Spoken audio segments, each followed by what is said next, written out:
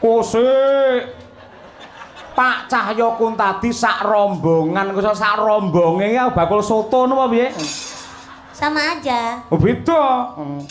Sak rombonge tegese nggawa rombong rene, lek sak rombongan tegese kancane akeh. Ngono lho, Nduk. Ya, sak rombongan mugi-mugi jenengan sedaya tansah pinaringan rezeki ingkang kathah barokah Allahumma. Amin. Mugi-mugi tansah pinaringan seger kuarasan panjang umur Allahumma. Amin. Mugi-mugi sageta munggah kaji Allahumma.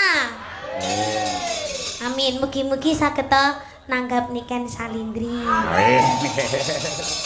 Ah ya wis laris kaya ngono sik kurang tanggapan sampean nggih ora nggih. Lek kanggone piyayi ulang tahun lek mengucapkan piye, Nduk? Ulang tahun. Kalau ulang tahun ya happy birthday, semoga panjang umur sehat selalu, semoga